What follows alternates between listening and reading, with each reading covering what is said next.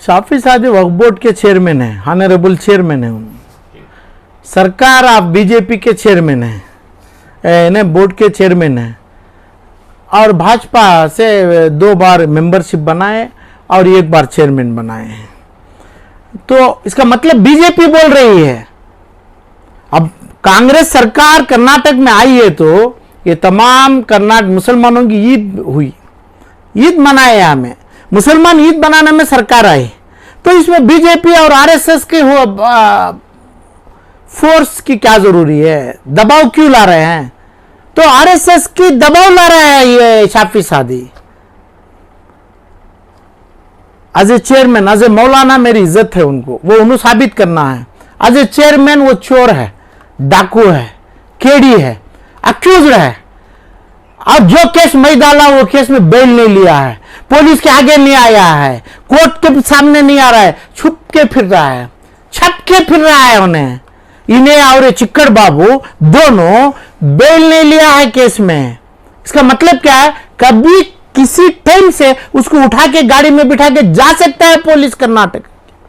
तो वहां पे चोर है, और वहां पे बोलेगा पुलिस से अल्ली ओगरी निलरी, अल्ली निलरी कर खड़ा के उसके पास सवाल जवाब लिएगा, जो मेरे कौम का माल एक्शन किया, मेरे कौम का माल लोगों को, चोरों को दिया।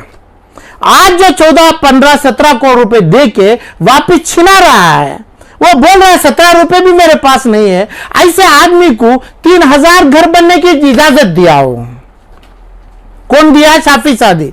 कैसे दिया? एज ए चेयरमैन दिया।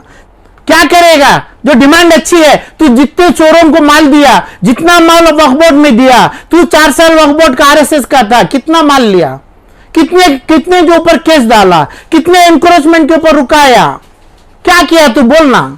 और आने वाला क्या करेगा? जब शरीयत है, शरीयत को तुम मानने वाला है, शरीयत को मुसलमान मान रहा है, तुम नहीं मानेगा तो हमारे को कुछ नहीं चाहिए। शरीयत, हमारा सजदा, हमारी दौलत काफी है। कहां क्यों आज तुम तो ले लिया ये शाफी सादी जैसे 50 शाफिया हैं, वो पूरा माल ले लिए, उसको लिया क्या? उसको वापस लिया क्या? तो तुम क्या बोल रहा है? किसका फायदा लेना चाह रहा है? किसकी चीज? क्या तेरा क्या कंट्रीब्यूशन है? बोल शाफी सादी, क्या तू कौन है? तेरा क्या कंट्रीब्यूशन है? और तेरी औकात क्या थी? तेरी हैसियत क्या थी? तेरी बुनियाद क्या है मुसलमानों में? आज तेरा बंगला बना है, आज तेरा दुबई में खतर में पैसा कहां से खतर वाला आके डील कर रहा है? कौन सा वक्फ बोर्ड का चेयरमैन कौन सा कर लिए? क्योंकि आरएसएस और बीजेपी की शक्ति बनी तेरे हाथ में, तेरे साथ में, कहीं की इन्फ्लुएंस बना और पैसा बना, दौलत बनाए, और तुम्हें तिजारत करने के साथ लायक बने। वो तिजारत मंत्रियों से, सरकार से, लोगों से करने की लायक कैसा बन गया? तो मुसलमान की खबर, मुसलमान की कब्रिस्तान की जगह बेचा तू। लोगों को जो मकान बोलते हैं कब्रिस्तान होता है, ऐसे मकानों को गिरवी रखा है, और कई चीजों को रेजोल्यूशन बनाया, कई बिल्डरों के हवाले किया। जब जयाउल्लाह शरीफ के पास तुम साइन किया बड़ा मकान का, इस रोक को किया, इधर वो चिक्कड़ बाबू से किया। यही जयाउल्लाह शरीफ के पास 7000 करोड़ का मुसलमान का कॉलेज है, अलमीन कॉलेज है, एक मुसलमान को सीट नहीं आ रही है तो उसका पैर चाट रहा है, उसके बच्चों का पैर रख के चाट रहा है, सर रख के चाट रहा है। पूछा क्या 7000 करोड़ में मुसलमानों को सीट देना चाहिए? ये मुसलमानों को माल है? तेरा बाप नहीं डाला है, मेरा दादा डाला है, पैसा हम दिया है, मेरे बुजुर्ग दिया है, गरीब का बुजुर्ग दिया है। आज गरीब बना है जिसकी लाश को दफन करने की जगह नहीं है कर्नाटक में, उनके दादा वो जगह दिए हैं, उनकी दादा वो कॉलेज बनाए हैं, जो अलमीन हो जो भी है। तू कौन होता है करने? कौन सी शरीयत में क्या है? सरकार को मानो। तू सरकार को लड़ रहा है, सरकार देने वाली हमें कुछ नहीं पूछेंगे, मुसलमान कुछ नहीं लेगा शरीयत सजदे के अलावा। बोलेगा सर दबा के बोलेगा सजदे में जा। मुसलमान को कुछ डीवाईसीएम नहीं चाहिए, मुसलमान को 5 या 9 एमएलए और मंत्री नहीं चाहिए। चाहेंगे तो वो अपने आप आएंगे, वो अपने आप आएंगे, वो अपने आप करेंगे तो वही फायदा होगा। तुम पूछ के ले लेगा। ये बोला क्या रे शाफी सादी, क्या करेगा ये मुसलमान मंत्री? तू क्या किया वही करेगा, तेरा उस्ताद क्या बोला वही करा। तो ये लोगों को क्या करना तो सबक सिखाया क्या करेंगे? तो 5,000 अपने पीएम जैसे लोग बन जाओ, मुसलमान को कुछ नहीं कर पाते। जितना हुआ है, जो चीज रख के तू डरा रहा है, तू पैदा किया, तू जन्म दिया ऐसे चीजों को। शरीयत में सजदे में मुसलमान को कुछ नहीं है। मेरी चीज तू एक्शन किया, मेरी चीज तू चिक्कर बाबू को दिया, तू जियाउल्लाह शरीफ को दिया, हर चीज रेजोल्यूशन बनाया। सरकार तेरे को जेल में डालती है क्या नहीं पता नहीं है। तेरा कपड़ा काट के तू जनाजे में जाएगा, अल्लाह सजा देगा तेरे को।